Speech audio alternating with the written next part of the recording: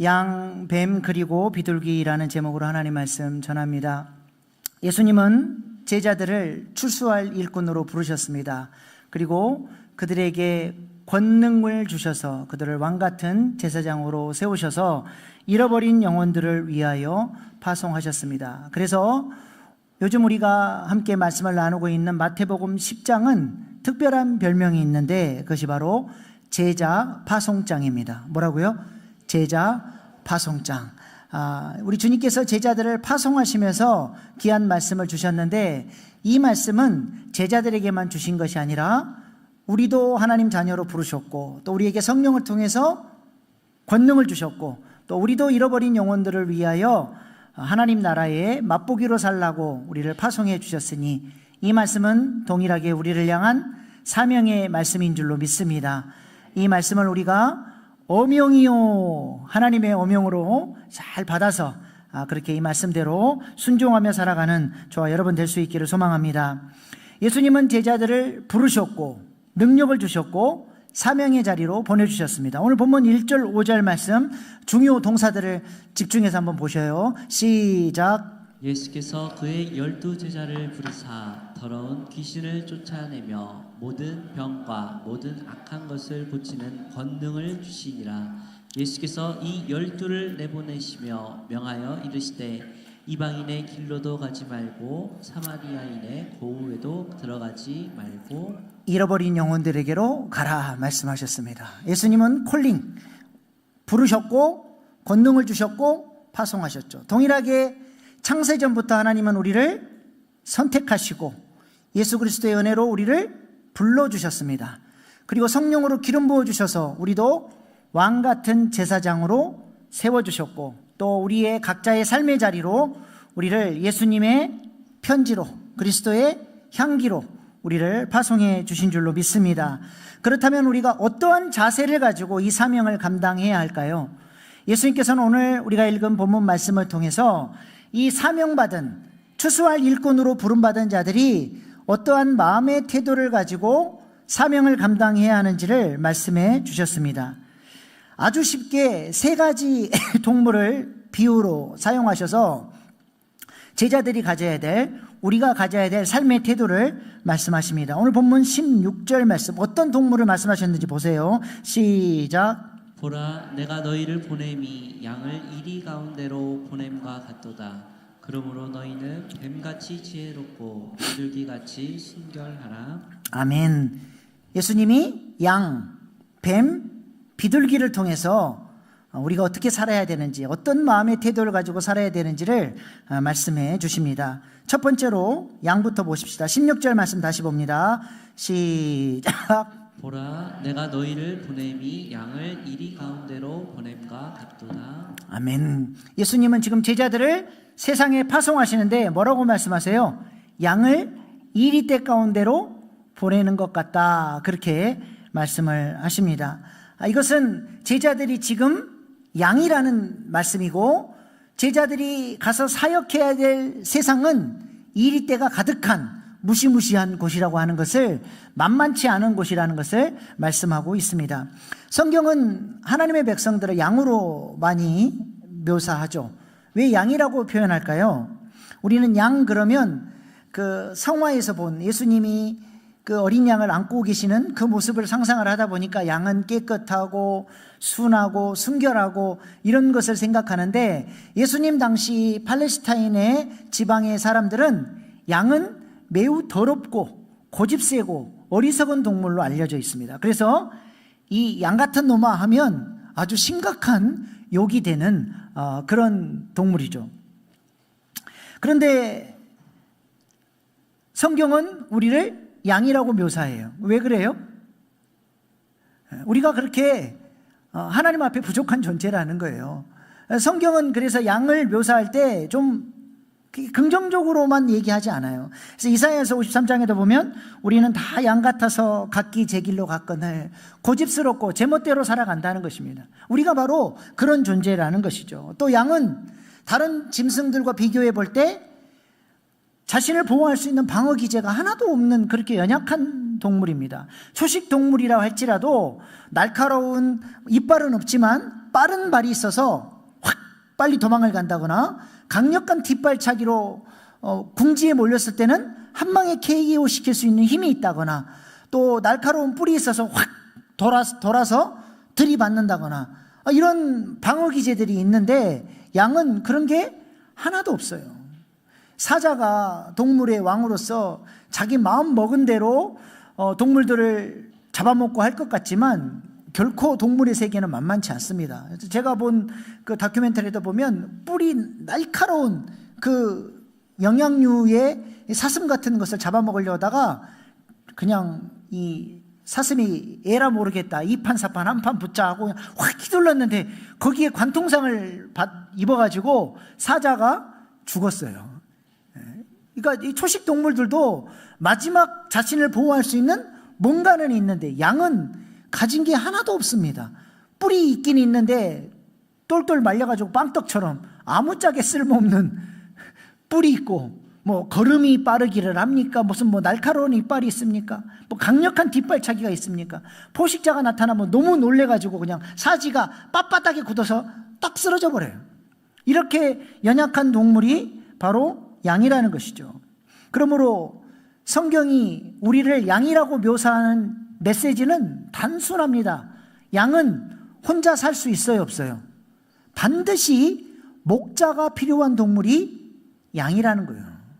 제멋대로 가고 눈도 잘 안 보여가지고 그냥 헷갈리고 보호받을 수도 없고 그래서 목자가 항상 양을 보호해 줘야 되고 인도해 줘야 되고 먹을 수 있는 꼴 찾아갈 수 있도록 도와줘야 돼요.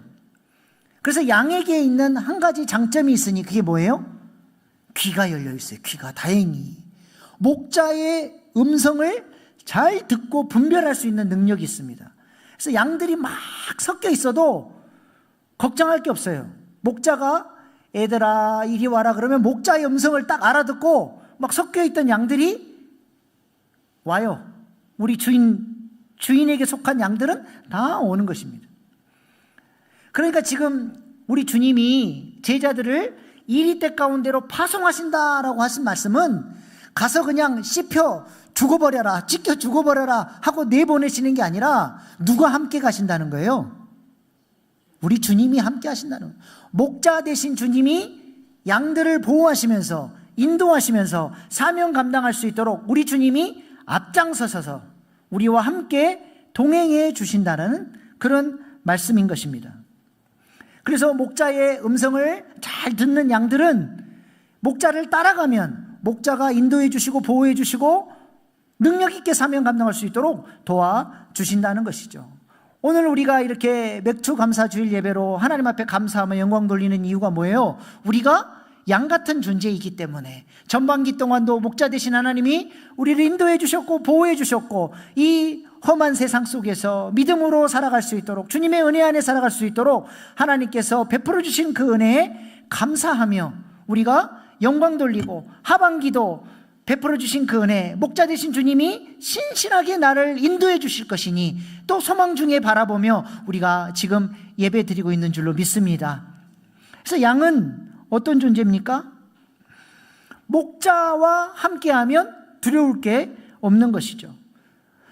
그래서 오늘 본문 19절로 20절 말씀 보세요. 주님이 보호해 주시니까 어려움을 당하지만 어떻게 된대요? 시작.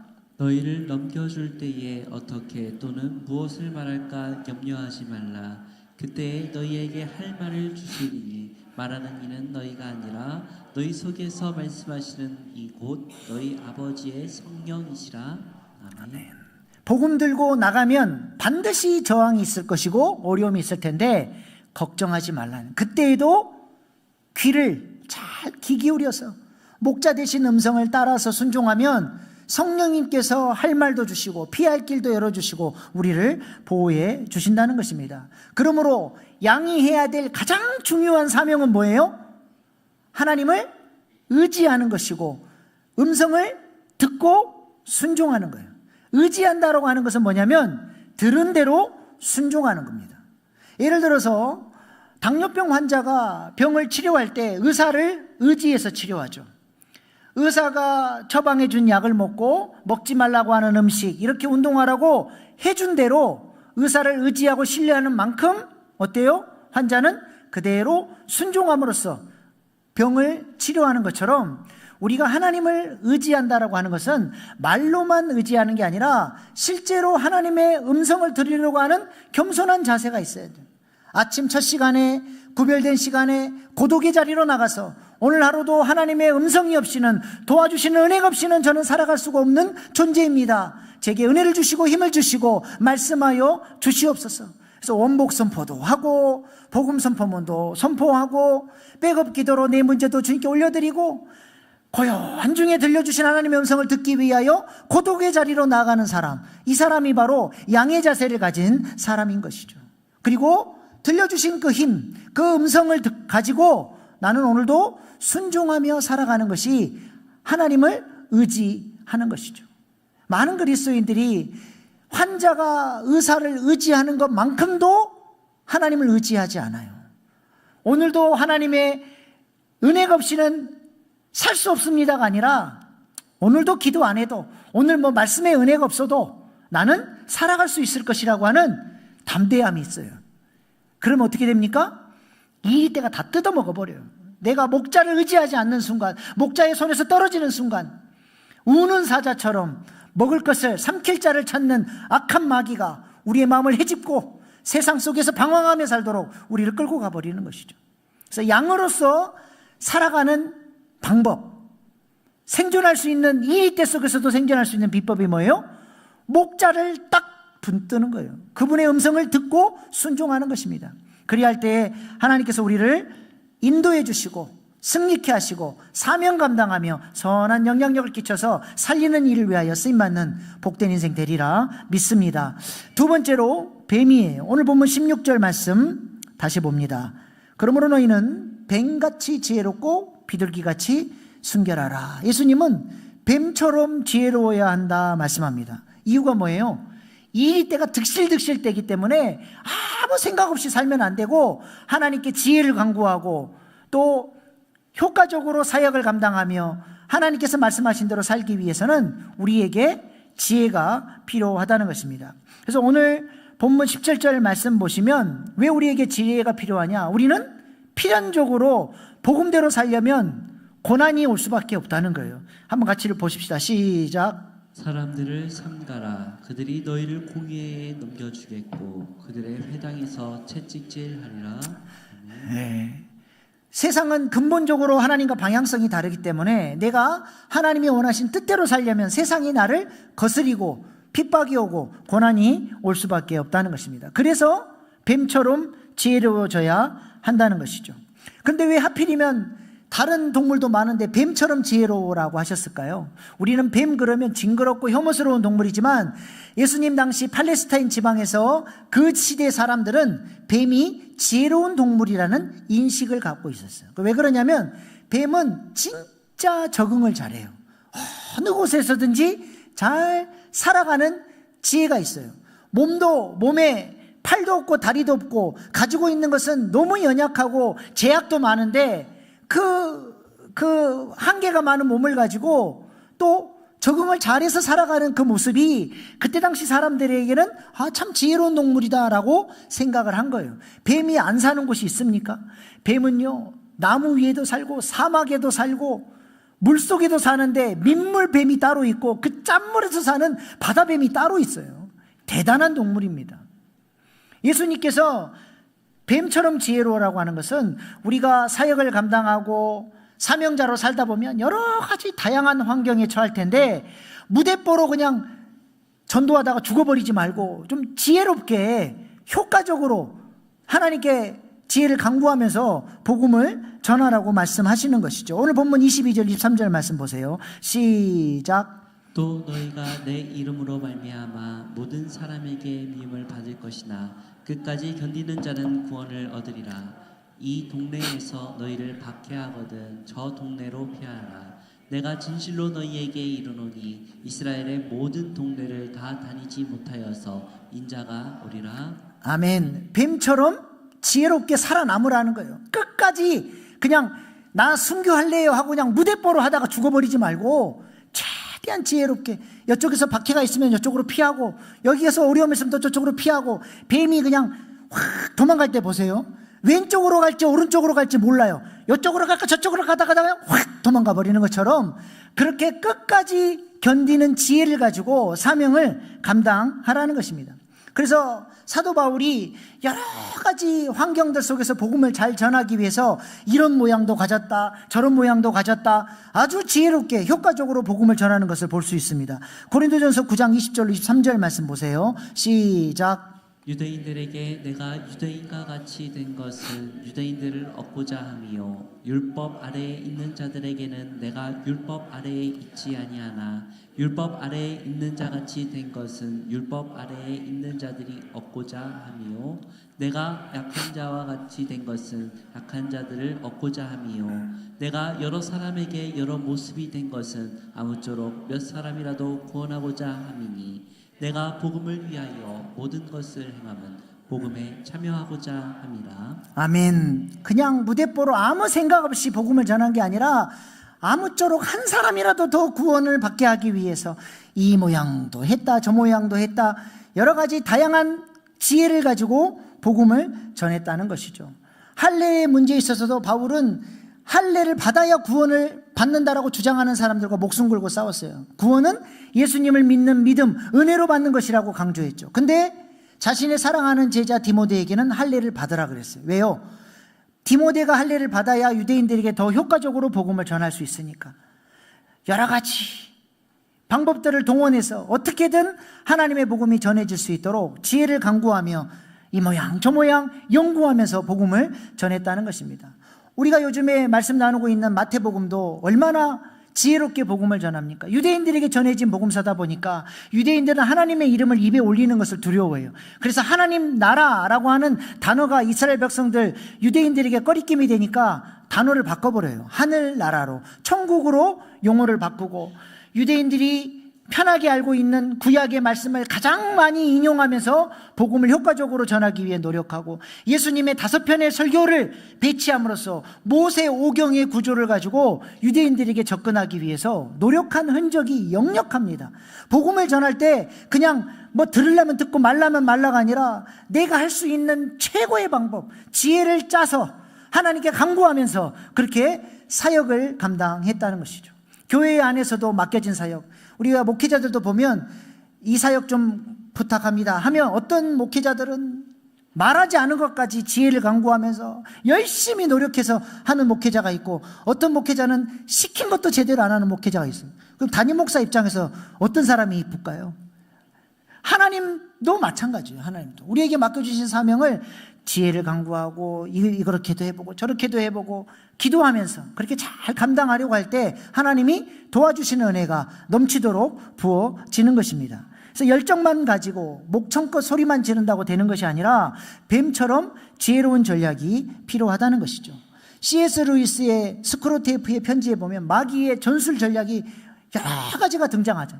마귀도 그냥 온갖 전술 전략으로 우리를 넘어뜨리려고 공격하는데 그리스도인들도 얼마나 많은 지혜로운 전술 전략을 가지고 하나님 나라를 확장해 가야 하겠습니까? 그래서 우리 교회에 어떤 사역이 있다 그러면 함께 기도하면서 지혜를 모으면서 그렇게 사역을 세워가는 동역자들이 필요한 것입니다. 여호수아서를 읽어봐도 하나님께서 정복하라고 하신 그 땅을 정복하기 위해서 여호수아가 얼마나 지혜롭게 그 땅을 정복해 갑니까? 아직 땅 분배가 안 된 지파의 지도자들에게 그 땅으로 가서 그 땅을 보고 그 땅을 밟고 그 땅을 그려오라 그래요. 어떤 지역을 정복할 것인지 어떤 방식으로 정복할 것인지 지혜를 짜고 강구하고 연구해서 그 땅을 정복할 수 있도록 그렇게 인도하는 것을 볼 수 있습니다. 그리고 하나님께서 지혜를 주셔가지고 여호수아가 팔레스타인 땅 허리를 끊어서 들어가 버려요. 허리 쪽에서 딱 들어가서 남과 북을 갈라버리고 연합하지 못하도록, 그래서 북이 내려오지 못하도록 막아놓고 남쪽부터 속전속결로 정복한 다음에 그 여세를 몰아서 북으로 올라가 가나안 땅을 정복을 한 거예요. 얼마나 지혜롭게 하나님이 맡기신 사명을 잘 감당했습니까? 이 여호수아의 지혜로운 전략을 배운 사람이 있으니 그 이름도 유명한 더글라스 메가더 장군이에요. 인천 상륙 작전. 이 작전은 성공 확률이 5,000분의 1밖에 안 된다고 많은 사람들이 이렇게 판단했어요. 그래서 워싱턴에서도 이 작전을 반대했고 메가더 장군의 참모들도 이거는 안 됩니다. 여기는 조수간만의 차가 너무 심하고 진흙이 많아서 저기를 어떻게 상륙합니까? 그 많은 군대가 저기 그냥 갯벌에 다 빠져가지고 싸워보지도 못하고 그냥 적들에 의해서 한 방에 다 나가 떨어질, 이거는 불보듯 뻔한 전술입니다. 안 됩니다라고 반대했는데 메가더 장군은 뭘 생각했냐면 적들도 설마 이쪽으로는 오지 않을 것이다. 그쪽은 절대로 올 수 없는 지역이라고 판단하고 방심하고 있을 터이니 이것이 좀 어렵지만 지혜를 강구해서 허리를 치고 들어가자라고 주장을 하고 이 인천 상륙 작전을 성공시킨 거예요. 여호수아가 했던 전략을 그대로 가지고 와서 했더니 하나님께서 이 나라를 보호하여 주셔서 허리를 끊어가지고 남쪽에 고립된 북한군들을 괴멸시키고 여세를 몰아서 북진할 수 있었던 것입니다. 성경 안에 지혜가 담겨 있어요. 그래서 우리가 어떤 사역들을 감당할 때 억지로 하는 게 아니라 기도하면서 지혜를 강구하면서 그렇게 지혜들을 모으고 마음을 모아갈 때 하나님께서 맡겨주신 사명을 잘 감당하게 되리라 믿습니다. 우리의 인생도 마찬가지예요. 경영해야 됩니다. 전술 전략을 가지고 싸워야 돼요. 그냥 하나님 믿습니다. 하나님 알아서 해주세요. 그러면 실패하는 거예요. 하나님이 약속을 주셨지만 내가 믿음을 가지고 전술 전략을 세워가면서 그렇게 침노해 가기를 하나님은 원하시는 것이죠. 그래서 잠언 24장 6절에 이런 말씀이 있어요. 너는 전략으로 싸우라. 승리는 지략이 많음에 있느니라. 우리 교회에서 제가 그래서 설교를 지식적으로만 전달하지 않으려고 여러 가지 전술 전략을 가르쳐 주잖아요. 원복 선포도 하십시오. 복음 선포도 하십시오. 신적 교환 기도하십시오. 백업 기도하십시오. 성찰일 기도 한번 써보십시오. 성막 기도도 한번 해보십시오. 이 무기를 가지고 해봤더니 복음의 능력이 오고 내 마음이 지켜지고 하나님 나라를 누리는 기쁨이 있으니까 한번 해보십시다. 그러면 이 전술 전략을 내 몸에 익숙하게 이퀴핑 무장시켜야죠. 해보야죠. 그리고 그 경험에서 오는 기쁨을 누리면서 그것들을 우리 목원들에게도 전수하고 우리 교회가 그렇게 영적으로 무장되어 하나님께서 맡기신 사명을 잘 감당하는 교회로 세워져 갈 수 있도록 우리가 그렇게 순종하며 나아갈 수 있기를 소망합니다. 뱀처럼 지혜로우라 하는 이 말씀을 우리가 마음에 새기고 그렇게 전술 전략으로 나가는 인생들 되기를 소망합니다. 마지막으로 비둘기예요. 16절 다시 보십시오. 비둘기같이 순결하라. 예수님께서 우리에게 비둘기처럼 순결하라 말씀하십니다. 비둘기가 근데 순결한 동물입니까? 우리 환경부에서 유해동물로 지정되어 있어요. 얼마나 더러운지 몰라요. 비둘기가 그냥 푸드덕거리면 그 깃털에서 온갖 먼지, 세균, 곰팡이, 포자, 진드기들이 막 쏟아진대요. 그래서 애들 공원에서 막 비둘기 쫓아가면서 와 그거 못하게 해야 됩니다. 건강이 너무 안 좋아요. 저는 강아지 산책시킬 때 우리 강아지가 그냥 비둘기만 보면 막 쫓아가서 푸드덕거려가지고 제가 그 숨 참느라고 얼마나 힘든지 몰라요. 근데 왜 이렇게 더러운 동물이 순결한 동물의 대표가 됐나요? 그것은 노아 홍수 사건 때문에 그래요. 노아가 물이 얼마나 줄었나 알아보기 위해서 새를 내보냈는데 까마귀를 내보냈잖아요. 근데 까마귀는 노아가 왜 내보냈는지 사명을 잃어버리고 눈에 뭐만 보여요? 온통 사망, 뜯어먹을 시체가 둥둥 떠다니니까 그거 뜯어먹느라고 안 돌아와 버렸어요. 그래서 노아가 다시 한번 비둘기를 이번엔 내보내죠. 근데 비둘기가 돌아다녀 보니까 앉을 만한 곳을 못 앉아요. 비둘기가 또 이게 나름 깔끔을 떤대요. 이렇게 진흙이 있고 아직 물이 덜 말라 있으니까 그냥 앉을 곳이 없으니까 돌아온 거죠. 그래서 일주일 기다렸다가 다시 비둘기를 내보냈더니 비둘기가 이번에는 그 사망이 도처에 깔려 있는 곳에서 생명만을 찾는 눈으로 찾다가 잎사귀를 물고 돌아와서 이제 물이 거의 줄었구나. 좀 더 기다렸다가 노아가 방주에서 나올 수 있게 된 것입니다. 그래서 까마귀 눈은 사명을 잃어버리고 온통 사방에 깔린 사망만을 바라본다면 비둘기는 순결하게 오직 사명을 바라보며 생명을 바라보는 눈이 바로 비둘기죠. 비둘기는 뭐냐? 인생의 방향성이 정확하다라고 하는 것을 보여주고 있는 것입니다. 그래서 순결이 뭐예요? 바로 이거예요. 하나님이 주신 약속을 바라보고 사망 속에서도 하나님의 약속을 찾는 생명의 눈이 있고 절망 속에서도 하나님을 바라보는 믿음이 있는 거예요. 주님이 말씀하시는 정체성을 내가 믿음으로 받아들이고 환경과 처지와 상황은 그렇게 안 돼도 주님이 내게 말씀하신 그 약속 붙들고 그 사명 바라보고 순종하며 살아보기 위해서 일관되게 그 사명을 향해서 달려가는 인생이 바로 비둘기처럼 순결한 인생이라고 하는 것입니다. 특별히 오늘 본문 말씀에 나온 비둘기는 페리스테라라고 하는 히라보 단어를 쓰는데 이것은 그냥 비둘기가 아니라 잘 훈련되어지고 길들여진 집 비둘기를 말합니다. 이렇게 잘 길들여진 비둘기들은 발에다가 편지를 묶어서 주인이 내보내면 주인이 원하는 곳까지 날아가서 편지를 전하고 또 주인에게 찾아와요. 아무리 거리가 멀어도 좌고우면하지 않고 자신에게 주신 사명을 잘 감당하며 한 주인만을 섬기며 그 주인을 바라보며 사모하며 그렇게 살아가는 인생, 그것이 바로 순결한 인생이라고 하는 것입니다. 이러한 순결함이 있을 때 뱀처럼 지혜로울 수 있는 거예요. 이 순결함이 없는 뱀처럼 지혜로움은 자칫 잘못하면 본질을 잃어버리고 방향성을 놓치기가 쉽습니다. 근데 비둘기처럼 순결한 눈이 있으니까 하나님이 부르신 목적이 정확하니까 뱀처럼 지혜로워도 본질이 흔들어지지 않고 훨씬 더 효과적으로 지혜롭게 사명을 감당할 수 있는 것이죠. 그렇다면 이런 뱀처럼 지혜로움과 비둘기의 순결함은 어떤 것을 통해서 공급받아요?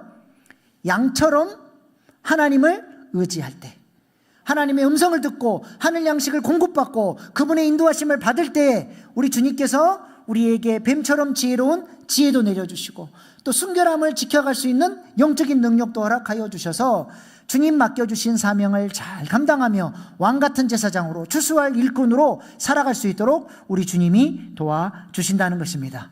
우리가 주님 앞에 부름받은 자임을 믿으십니까? 왕같은 제사장으로 기름 부음 받은 존재임을 믿으십니까? 우리 주님께서 나를 사명자로 보내셨음을 믿으십니까?